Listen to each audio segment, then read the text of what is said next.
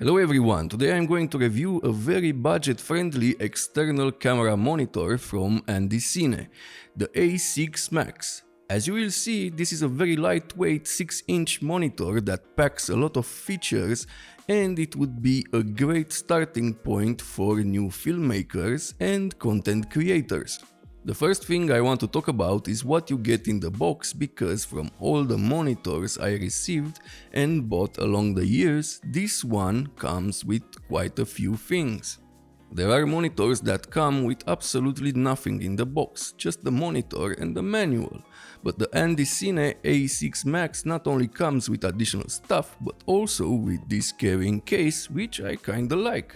It has a nice design, seems and feels pretty sturdy, and it has enough space for all the things you get and a couple more cables, which again is a plus. So inside you will get, of course, the monitor, a sun hood adapter which you can use like a small sun hood, the sun hood which attaches to the adapter via velcro and fits very well. Also, the sun hood is pretty nicely made compared to other options on the market. You also get a micro HDMI cable, great to have another one. We all hate micro HDMI, but most cameras have one, so I'm glad they included this cable. A USB Type-C to USB adapter, very handy, and finally the tilt arm, which is made from metal and it is very easy to install and use. Did I miss something? Oh yeah, the manual. No, joking. It also comes with a battery. How great is that for a beginner? The build quality is pretty good, it's plastic, but at this budget it's normal. Even more expensive monitors have the same build quality, and that is a good thing. All fits well together, you don't hear any squeaks or odd sounds when you hold it. You have an HDMI in port and an HDMI out, an DC in USB Type-C port if you want to use other power supplies than the NPF battery. Of course, you have an NPF battery slot and an amazing feature, an NPF dummy slot where you can add and power additional equipment, like a transmitter. I think this is such a powerful tool to have.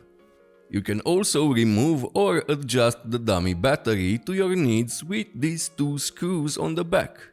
The monitor can also be used to charge your camera, another great feature to have. Another 12-volt DC in, a headphone jack, it has a quarter 20 thread on top, bottom, on one side and the back. The display is 1080p and it is a touch screen. You can select all the options on the touch screen or you can use the top buttons. You also have some shortcuts you can use on the display when you are in a hurry, more on this later. The monitor weighs only 249 grams without battery or other accessories. That is a great weight for an external monitor. Now let's talk about the display. It's a 1080p IPS touchscreen with a brightness of 450 nits, which should be enough in bright sunny days if you use the sun hood, and in my opinion, color accurate. You can tweak the color and white balance, but it matched my XH2S screen straight out of the box. So this monitor is packed with features. You have two function buttons on top that you can customize. I use one for focus assist and one to flip the screen in case I need to. You can double tap the screen to open the menu, swipe up on the left side to increase brightness or swipe down to decrease it. And you can do the same on the right side for the volume. If you swipe up on the bottom part of the screen, you have more shortcuts. Being a touchscreen, you can use pinch to zoom just like on your phone to see if the focus is perfect. This also packs all the video tools you need: waveforms, histogram, grid, false color, things I wish my XH2S had, vector scopes, different anamorphic squeeze modes. This really comes in handy, and so much more options. It supports 4K signal up to 30 frames per second. Yes, no 4K 60 support, but at this price point it was expected. But from what I can see, it supports 4K DCI at 24.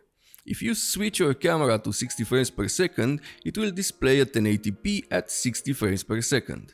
And if I change to 6K open gate, it will display exactly what I see on the camera monitor.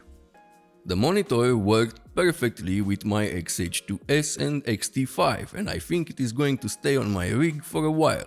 I like that it is lightweight, the build quality is good for a $160 monitor, it comes with all the accessories you need, big plus to Andycine for that. The dummy NPF battery is an amazing thing to have. It has good image quality, it charges your camera, and it has all the tools you need. At this price, it is an unbeatable option. Andycine sent me this field monitor to review and give you my honest opinion about it. If this video was helpful, please subscribe, like, and ring the bell for more content like this. And if you want to support the channel even more, use the links in the description. See you next time.